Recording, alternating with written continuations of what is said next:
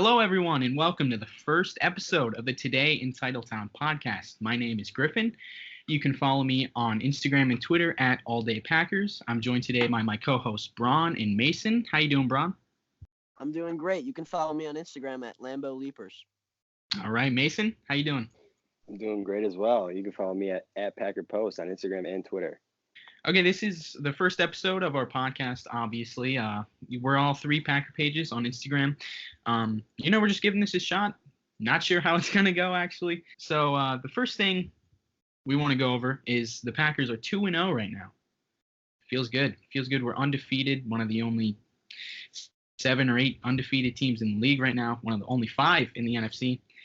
Feels good. It certainly does feel good. And, the Packers defense is – which, it's been playing really well, something we haven't seen in Green Bay very often over the course of the last 10 years since the Super Bowl. And, it's a sight to see. We're playing really well. The new coach, Matt LaFleur, doing great things for us on the offensive side of the ball, and we're coming along there too. So it's exciting. Mason, what are your thoughts? It's just nice to win 2 games in a row. That was the first time since 2017. Brett Hundley beat, I believe it was Tampa Bay, and then he beat Cleveland next week. So You it's been a serious? while since we've won back-to-back games. Yeah. Are you kidding? Last year we did not. No. If you think about it. Holy crap, dude. That's crazy, yeah. 2 division opponents, too. We won 1 division game all year last year, which is just sad. It feels good. It feels good knowing that the Packers are back, hopefully.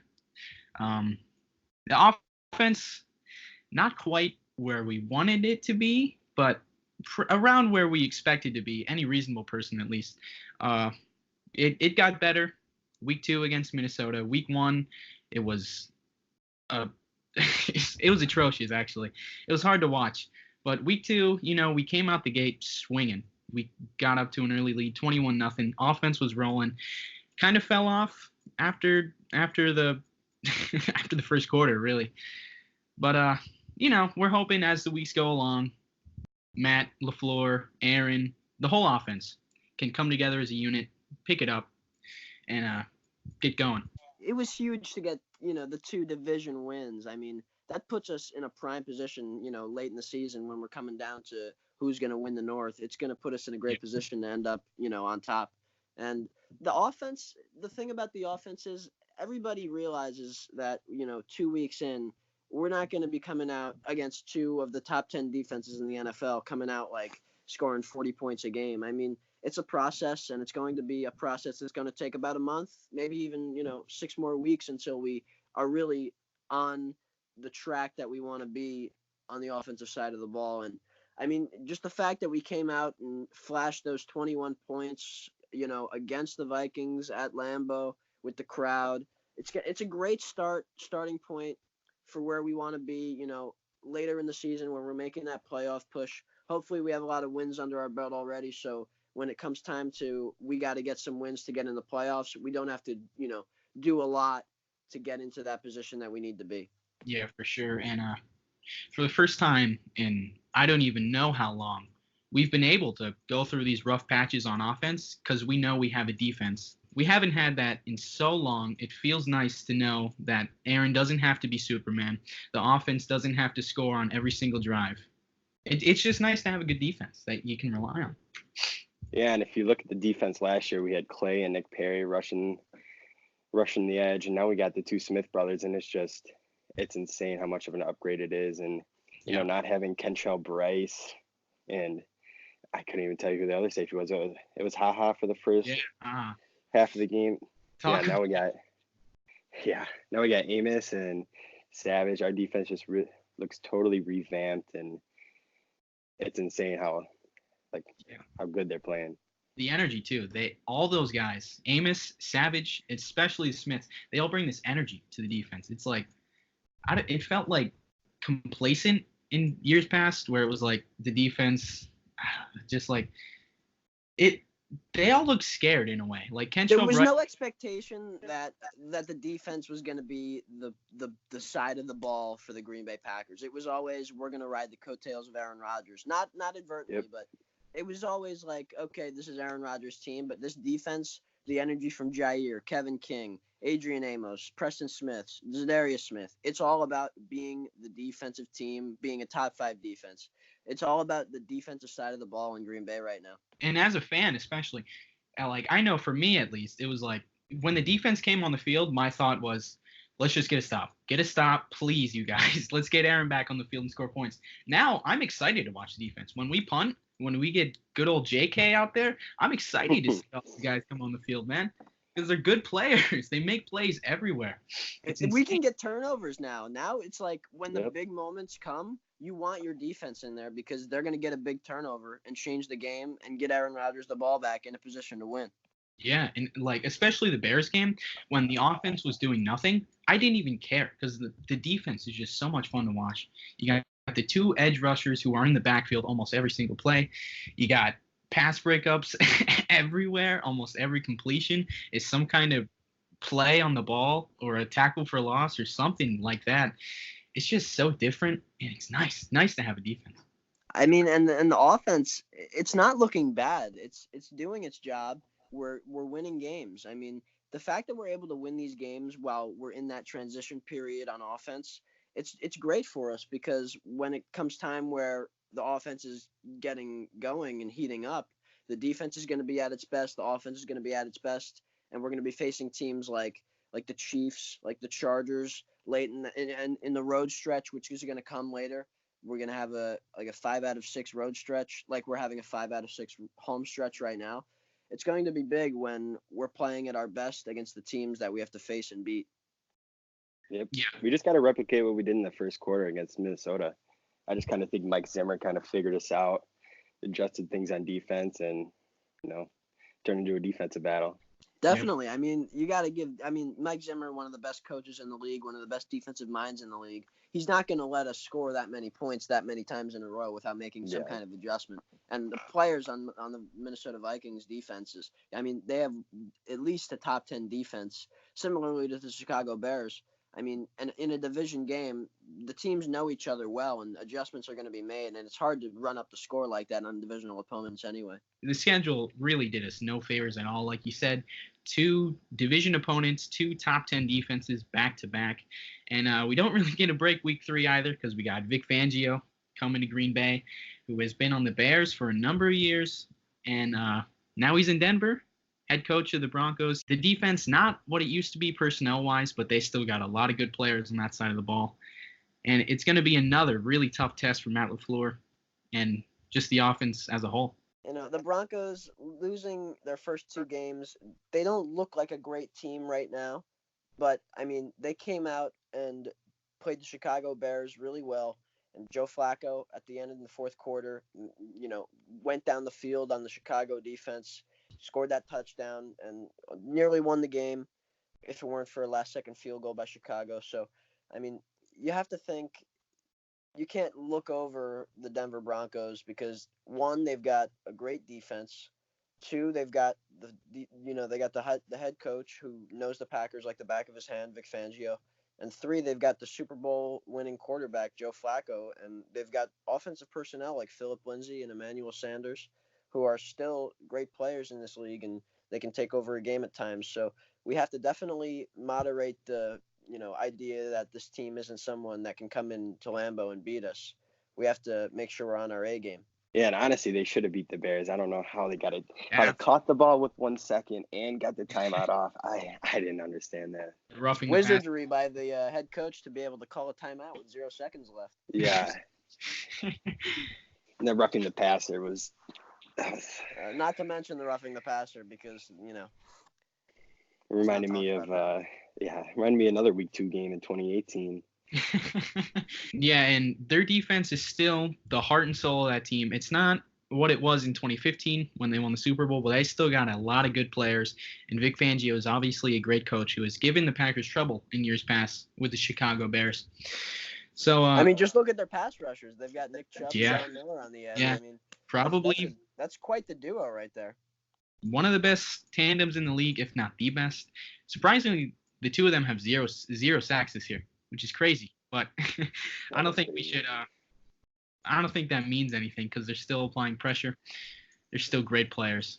Hopefully we can do the same because, we've got two of the best tackles in football.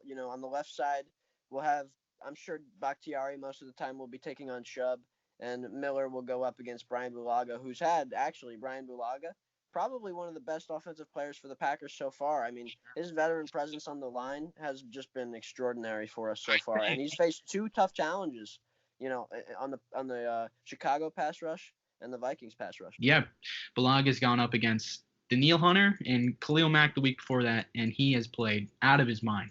Like, he's gonna be a free agent after this year, and it kind of seems like every Packers fan was ready to let him go before the season started, but I don't know. He's playing so well. What do you think we do with Brian Bulaga after the season? I mean, the concern is his age, you see the Packers sitting him in practice, giving him a lot of veteran rest. I mean, that's a little concerning in terms of his overall, health and age. But, I mean, his play is at probably his best he's played since near his rookie seasons. So, I mean, if he plays this well over the course of the season, I'm sure he would have no problem taking a 1 year, maybe even a 2 year, a short-term, low-money deal and take that and keep that right tackle spot. And we'll keep Billy Turner at right guard for the time being. Yeah, and obviously you never want to take the first 2 weeks of the season and say this is how he's going to perform all year. But with Bulaga, those are probably the two toughest guys he'll face. I can't think of Von Miller, obviously. But Daniil Hunter and Khalil Mack, those are two great pass rushers. And he's more than held his own against the both of them. So right now it seems like Gutekunst is going to have a tough decision come March. But it's not March. It's still September, and we got a Broncos game coming up. Yeah, and that Broncos offense has a lot of talent. It hasn't put up a lot of points this year, and it hasn't generated into wins. But, it's going to be interesting. We've got Jair Alexander, Kevin King facing off against Emmanuel Sanders, Cortland Sutton. It's going to be good to watch. And Noah Fant, the rookie tight end, matching up with some safeties, some linebackers. So it's going to be interesting because they have a lot of weapons. They really do. And we haven't faced – I mean, you saw the Vikings use their talent, on the passing side of the ball to open up the running game. And, Dalvin Cook kind of gashed the Packers defense for, what was it, 155 yards and a touchdown. But, I mean, the Broncos have that similar style of talent where they can use their passing options to open up the run game for Phillip Lindsay and Royce Freeman. Yeah, and you saw last week, the Vikings, as you said, they have a lot of talent at the receiver and tight end position. And our secondary played well against them, locked them up pretty well. But there were plays where guys were open and Cousins couldn't get there because the pressure was in his face. And I think it's going to be the same deal with Joe Flacco. The Broncos, I'd say, have an equal to worse offensive line than the Vikings. So if we can apply that same pressure, I don't think the weapons will be that big of a deal. You look at Noah Fant. He's going to match up well with probably Adrian Amos. He's going to probably be checking him most of the time. And then you got Cortland Sutton, who's a big physical guy. He'll probably check up with Kevin King. And then Jair is a perfect match for Emmanuel Sanders. So we do match up well, but even if there is, they're all talented, so they're gonna win some matchups. But I think if our pressure can get in the backfield, just like it did last week, we're gonna force Flacco, who's definitely on the later stages of his career, hasn't played well. I think if we pressure him, he'll react in the same way Kirk Cousins did and either miss guys or throw up terrible passes as Cousins and Trubisky did for that matter. And going back to the Broncos offensive line, I was on Twitter after the game and they were just freaking out about their left tackle, Garrett Bowles. I guess he had 4 holding penalties against Chicago. And after the game, John Elway said it has to stop, period. So I'm kind of interested to see what he does because all he did on Sunday was hold. So I would love to see Za'Darius just, make him block him legally. Yeah. Preston Smith, Za'Darius Smith, that's going to be fun to watch going up against the Broncos offensive line. And speaking of the Broncos offensive line, they have a great addition that's been playing really well for them. And that's Dalton Risner, the draft pick. He was a right tackle at Kansas State, and he's playing right guard for them now, just showing his versatility. So it's going to be interesting for Kenny Clark and those boys inside to go after that young rookie. Maybe they can take advantage of the inexperience at the spot, or maybe that rookie will hold up and play well. All right, just to wrap up this Denver preview, we're going to try a segment called If We Win, If We Lose. Just going over factors that would cause us to win this Sunday and what would cause us to lose. So, Bron, if we win the game this Sunday, it'll be because of what? I think it'll be because Aaron Rodgers was able to diagnose the Vic Fangio defense to a T, using his experience facing it multiple times over the course of his career in Chicago. And I think if we are able to attack that defense with the passing offense, the play action, I think we'll be able to win the game. Yeah, man, I totally agree. And looking at the Broncos defense right now, they have 0 turnovers and 0 sacks in the season. So I just think we have to win the turnover battle. We actually lead the league in turnovers with 5. So we just have to keep going, limit sacks, limit turnovers, and I think we have a good chance to win this game. For me, I think if we're going to win the game, we have to be able to establish the run, because Vic Fangio, he's gone against Aaron Rodgers a number of times. He's going to know how to stop him if he just drops back in the pocket and plays quarterback. But if we are able to establish the run, get the whole Broncos defense attacking the run fake, then the play action game, the passing game in general, is going to be a whole lot easier and harder for Vic Fangio to stop, really.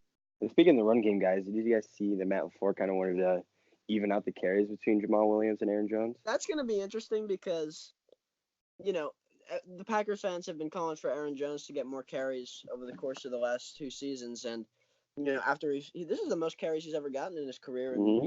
he had a great game of 100 yards and a touchdown. So, it's kind of hard to, as a coach, to say, I'm going to take him out and, give this other running back who's not as sharp of a runner, not as fast of a runner, and who really, at this point, isn't that much better of a pass catcher out of the backfield than Aaron Jones. So, LaFleur might say that, but I feel like it's still going to be Aaron Jones' backfield.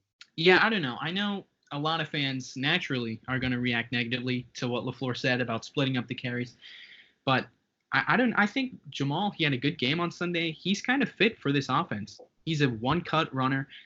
I don't think he has the athletic ability or vision that Aaron Jones does, which is what makes Jones so special. But we saw in the first quarter against Minnesota, we had the 2 of them in the backfield at once, a couple plays in a row, and the Vikings didn't know what to do. Like on the touchdown to Jamal, the screenplay, the 2 of them were both in the game because, it was set off of the swing pass earlier from that drive. So I think when LaFleur says it's going to be splitting the carries, I think we're going to see a lot more of that personnel package with the 2 of them on the field at the same time. And I don't know, I like that because Jones has gotten injured 2 years in a row. So I think if we can not give him 23 carries a game every game, then yeah, I think that's good. Yeah, there's certainly nothing wrong with giving our lead back a rest or, taking the load off.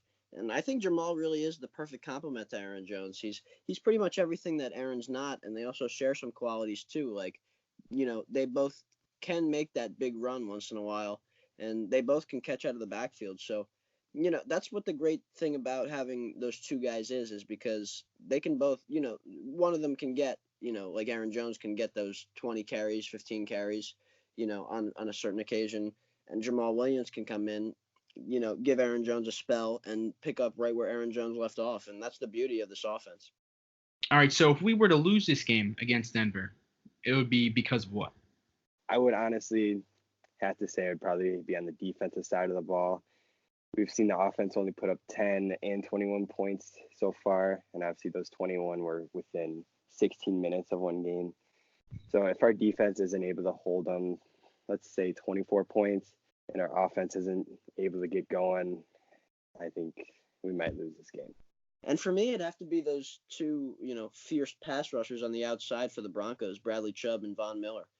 If they come in and wreck the game in Lambeau Field, take the crowd out of the game, it's going to be tough for Aaron Rodgers to overcome that kind of impact on the defense from the Broncos. Yeah, I think it's pretty unlikely that we lose this game just based on what the Broncos have shown they are this year. But if we were to, I think it would be because Vic Fangio is able to figure out the offense and stop it, as we've seen him do to Sean McVay, Kyle Shanahan, and Matt LaFleur in the past. And if he's able to limit us offensively, I think the Broncos have a better offense than the Bears. So if he's able to hold us to 10 points or something like Chicago was, then I can't see the defense being able to hold up like they did versus Mitch Trubisky. So some news coming out of 1265 today. The Packers kick returner and wide receiver Trevor Davis traded to the Oakland Raiders for a 6th-round pick. What are your thoughts on that, guys? Yeah, that definitely took me by surprise. He had a really solid training camp, a really good preseason too, and I was really thinking he would get more snaps in the offense in the weeks to come. But yeah, 6th-round pick. His game against Minnesota was just poor all around. I mean, he did some things that were so questionable. It's like, you have to wonder what was going through his mind as he's making some of these fair catch calls. Like, he's blocking on kicks he's calling fair catches on. He's getting lit up by not calling a fair catch when he should have called a fair catch. I mean, the only good thing he did was made sure he actually caught the ball. I mean, it's tough to say he had any real positive impact, at least last game. I mean, looking at his history with the Packers, he's played well over the course of his career as a kick returner. He's had little impact on the offensive side, but I mean, the reason for this was, I think, highlighted by the fact that they picked up Tremont Smith, who was really one of the league's best returners last year and got released by Kansas City. And I think that really, the fact that he played a very poor game on Sunday against the Vikings and this pickup of Tremont Smith, I think those two combined made it, it made it okay for Brian Gutekunst to say, all right, let's move on from this guy and get a pick out of it. Yeah, and Trevor honestly never really developed a connection with Aaron. He always had that speed. It was just kind of like Jeff Janis. It just wasn't, translating in the field. We always tried. It just never worked. He was a pretty solid kick returner. Like, he saved the game against the Browns in 2017 with a nice return before I think it was before the fourth quarter ended, set up a game tying field goal. Yeah. But yeah, other than that, he kind of just, his career kind of reminds me of Jeff Janis minus the heroic Hail Mary. Yeah, and I don't think Mike McCarthy's offense helped them at all. But I was thinking he's a good player in this kind of Matt LaFleur, Kyle Shanahan type of offense.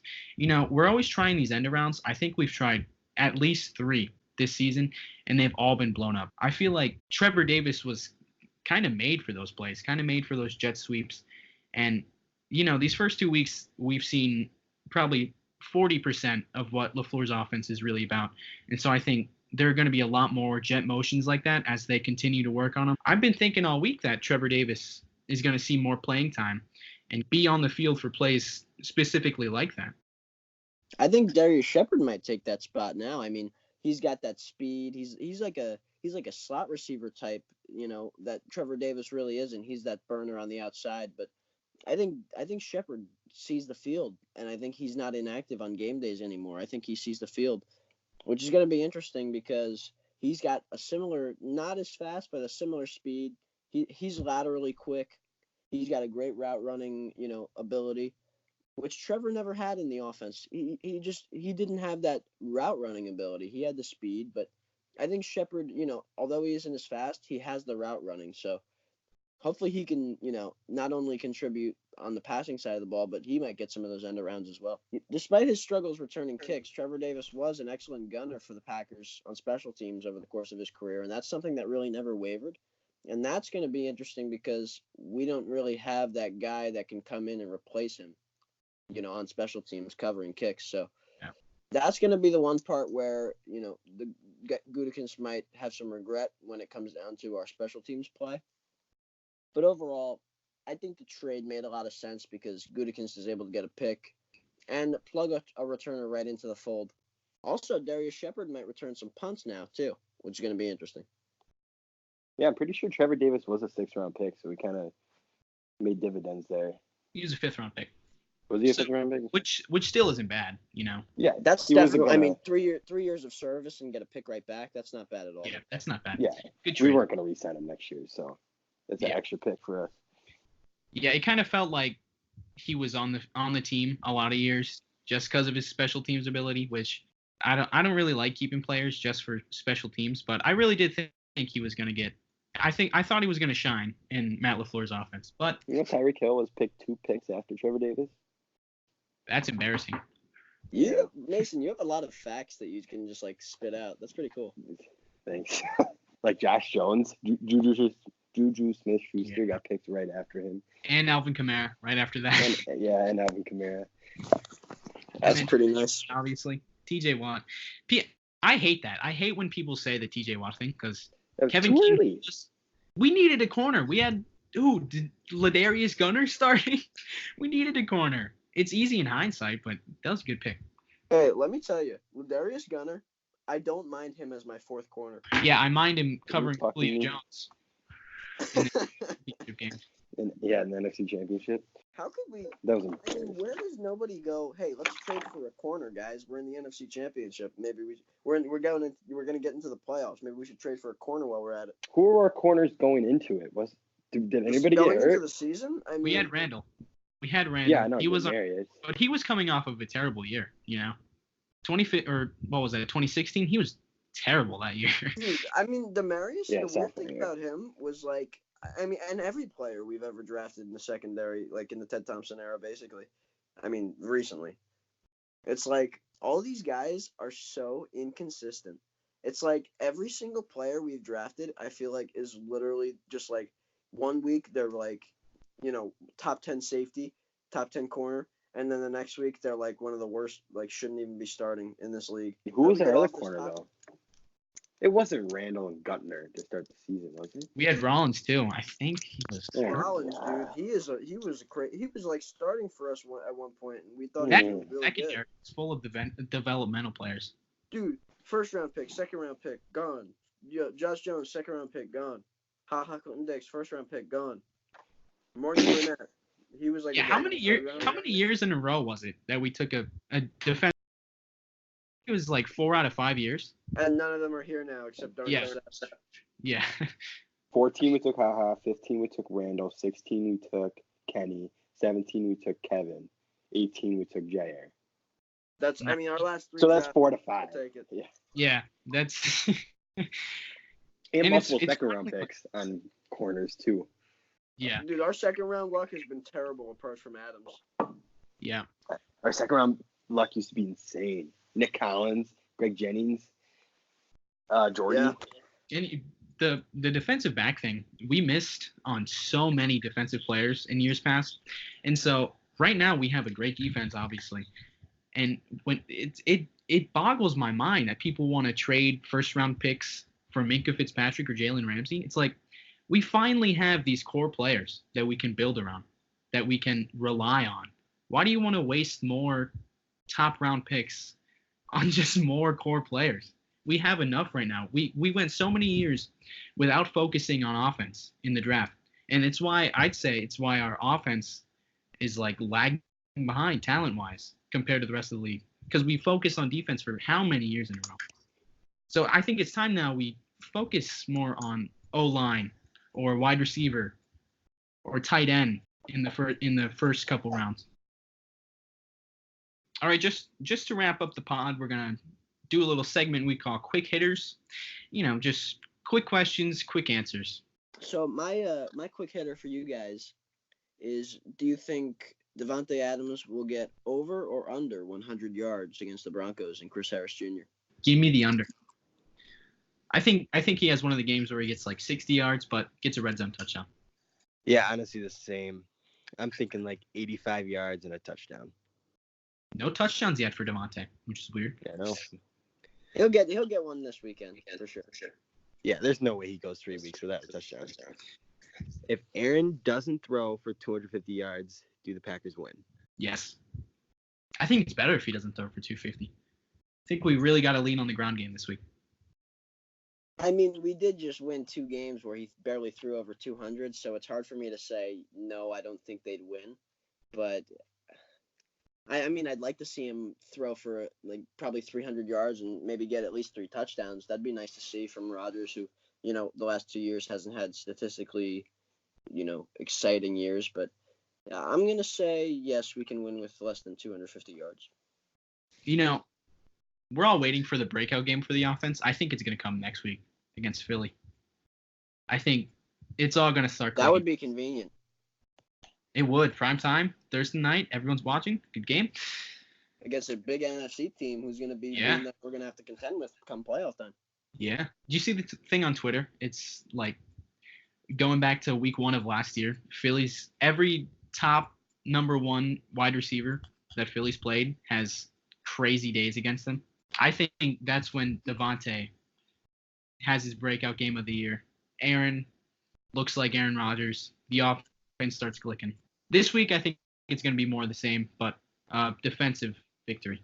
Devontae, in recent years has had great games against Philly. The catch that comes to mind is that one where Rodgers throws a deep ball and Adams is in the back of the end zone and it just slips by the hand of the Philly defender. So, I mean, He had a that great catch. game. Yeah, definitely. So That was really like, if you think about it, that's when he kind of turned into an elite receiver. yeah, that was one of his first welcome to the elite club moment. The table game. It First run the was. table. And then, the whole offense got better after that. And Yeah. ever since then, he's been a different player. All right, my quick hitter. Do you think we have more pass attempts or rushing attempts this Sunday? Passing attempts for sure. Passing attempts, really. I It just was feel really like balanced this week against wait, Minnesota. last week, Bron, what stat were you saying about last week? What was it, 32? Oh, 34 passes and 33 rushes last week. I feel like that's odd. Normally this modern NFL, there's a lot more pass attempts. Like quarterbacks go over 40. Yeah. I mean, that was a common theme of the Rodgers, the last Rodgers tenure with Mike McCarthy. Rodgers throwing 40, 50 balls when we're behind or even when we're ahead. So, I mean, Matt LaFleur is preaching the illusion of complexity, and this is just the main part of it by, having nearly the same amount of run plays as pass plays. And as long as Aaron Rodgers is on the team, he's going to be – we're going to be passing the ball consistently more than running. But getting it closer to an even distribution of the plays is going to be a key factor, and defense is having a hard time predicting what we're going to do next. Yeah, I think we're going to have more rushing attempts. I think it's going to be the defense is going to get a lot of turnovers. Maybe they get a defensive touchdown. That'd be nice. Haven't had one of those in a while. I think it's going to be a lot of ball control on the offensive side, just like we saw last week. All right, that'll do it for our first episode of the Today in Titletown Packers podcast. Thanks to my co-hosts, Griff and Mason. I'm Bron, and we'll see you next week.